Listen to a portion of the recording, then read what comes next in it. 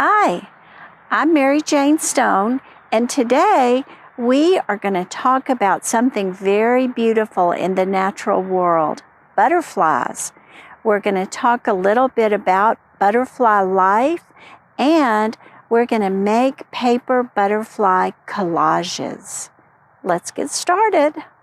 Everyone is going to make a beautiful butterfly collage, and a collage is a work of art that's made out of paper, torn paper, cut paper, paper from magazines or newspapers. Many famous artists have used collage. You're really making a painting with pieces of paper. If you have construction paper, you can use that. And if you don't have construction paper, it's really no worry, because you can use pieces of paper from magazines, from your junk mail, from anything from the newspaper, from advertising circulars. So if you don't have construction paper, don't worry. You can color white paper with your crayons, and you can use bits of magazine paper for your colors. A very easy way to cut a butterfly shape is to just cut some triangles off that square. Cut one off the top, cut another triangle in the middle, and then you can cut a different size triangle off the bottom. And there you have a very simple butterfly shape. So don't worry too much about that shape.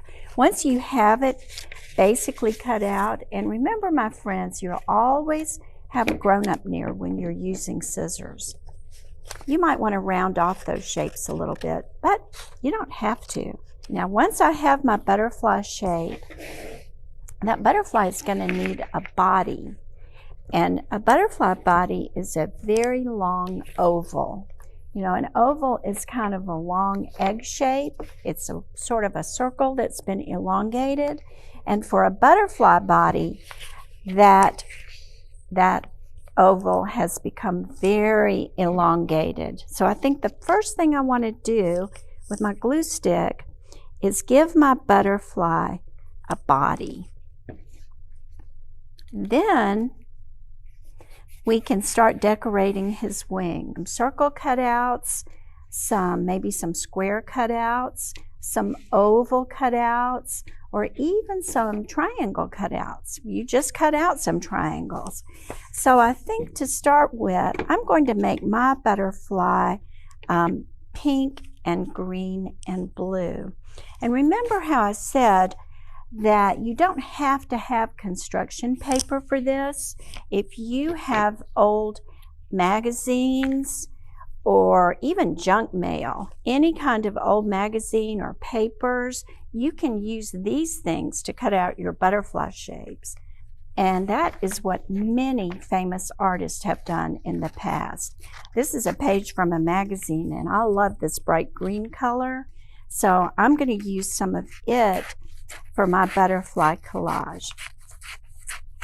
You might want to, like with this butterfly collage that I made, I used all cutouts from junk mail and from magazines. You don't have to have construction paper if you don't happen to have some around the house anyway. So I'm going to cut out some of these pretty bright green colors. I think I will combine my magazine pages with some blue construction paper. I really like blues and greens. Remember that there's no right way or wrong way to do this. If you want to use your favorite colors, use your favorite colors. If you wanted to cut out pictures of flowers, you could use those flower cutouts. So now comes the fun part. I'm going to start pasting my blue and green colors onto my pink butterfly. Look at this butterfly. Does it look sort of like two big eyes, almost like an owl face? There's a butterfly called a Polyphemus butterfly that mimics an owl. When you see it on a tree or a flower, it looks like an owl face. Well, why would it do that? I think that it protects that moth, which is a kind of butterfly, protects that moth from predators. So it looks like a scary owl face. That would be a really good protection for a moth, wouldn't it? It would keep a bird or somebody from eating it. But you'll notice on my butterfly, if I put things on one corner, I put it on the other corner, because butterflies are what we say symmetrical. That means right side and their left side are exactly mirror opposites of each other, just like a human face. I think that I will use some old buttons to make eyeballs for my butterfly, and I'm going to glue him on some eyes just like that so that he can find the flowers. Now when the butterfly finds the flowers, he has a very important, there's his eyes. He has a very important, very specialized way of getting the nectar out of the flower, because butterflies don't really eat food. They don't eat pollen. All they do is drink water and sip nectar. And to get the nectar out of a flower, they have a very specialized part of their body. It's called a proboscis. And that is sort of a combination between a tongue and a nose. And the butterflies have to have this to get the nectar out of the flowers. If the butterfly had a round tongue shaped like mine, they couldn't get the nectar out of a flower, could they? So flowers, the nectar is way down in the bottom of the flower. So a butterfly tongue, a proboscis, is shaped like this. This is a butterfly tongue. And it goes way down into the bottom of the flower to get all the nectar so the butterfly can have something to eat. To make that proboscis from the butterfly, cut a long, narrow strip of paper. You can cut it from a magazine if you find a color you like. And then I'm going to take it and wind it around my pencil so that it will make a very tight coil.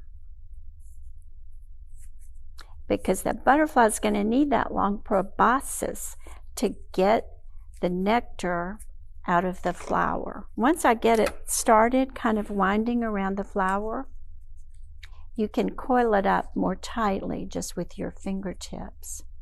If it's hard for you to coil it up, get your helper to help you, but you can coil it up pretty tight yourself. Once you have that nice long coil, makes a good butterfly tongue, then the very last thing we're going to do is glue it onto our butterfly collage so that our butterflies can get that good nectar out of the flower.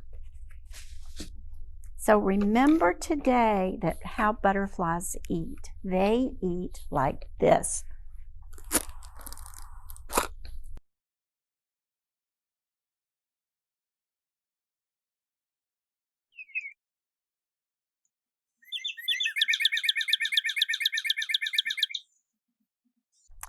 On Thursday, we're all going to be making an owl sculpture. You are going to make your own sculpture of a great horned owl.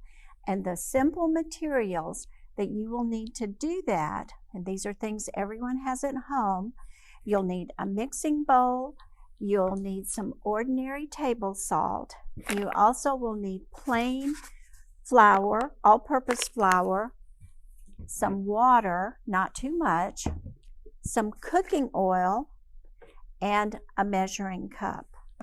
And you will also need some simple marking tools, maybe a pencil and a popsicle stick. And those are all the things you'll need to make a wonderful owl sculpture of your own.